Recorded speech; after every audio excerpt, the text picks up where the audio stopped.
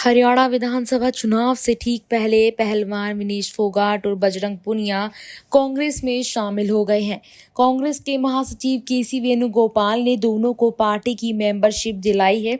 विनेश फोगाट ने इस दौरान कहा कि पार्टी ने ऐसे वक्त में उनका साथ दिया जब वह बुरे दौर से गुजर रही थी।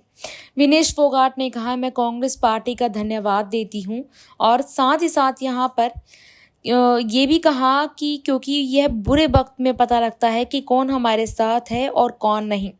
कांग्रेस हमारे साथ खड़ी थी। मैं ऐसी विचारधारा के साथ जुड़कर खुश हूं जो महिलाओं के सम्मान में खड़ी होती है।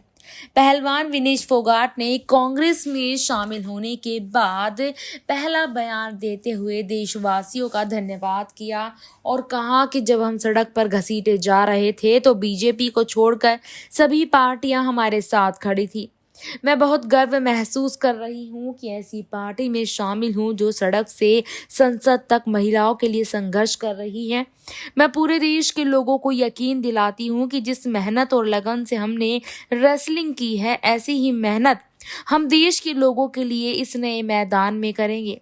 हर उस महिला के साथ खड़े रहेंगे जो अपने आप को लाचार और बेबस समझती है। इसी बीच आपको बताते चलें कि विनेश फोगाट ने बीजेपी आईटी सेल पर निशाना साधते हुए कहा, मैं हर नई पहलवान लड़की को इंस्पायर करती रहूंगी। मैं चाहती तो जंतर मंतर पर पहलवानी छोड़ सकती थी। ऐसा पूरा देश भी मान रहा था, जैसा बीजेपी आईटी सेल ने साबित करने का प्रयास किया था कि हम फूके हुए कारतूस हो गए हैं। उन्होंने बोला, मैं नेशनल नहीं खेलना चाहती, मैंने नेशनल खेला। उन्होंने बोला कि ये ट्रायल देकर नहीं जाना चाहती, मैंने ट्रायल दिया। उन्होंने बोला कि ये ओलंपिक नहीं जाना चाहती, मैं ओलंपिक तक गई हूँ।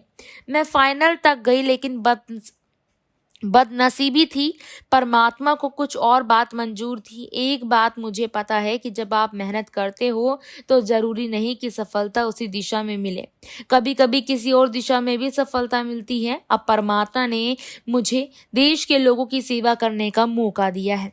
विनेश फोगाट ने आगे कहा कि लड़ाई जारी है, अभी खत्म नहीं हुई है और साथ ही साथ कोर्ट में है। हम इस लड़ाई को जीतेंगे। आज हमें जो नया प्लेटफॉर्म मिल रहा है उसके जरिए हम देश की सेवा के लिए काम करेंगे।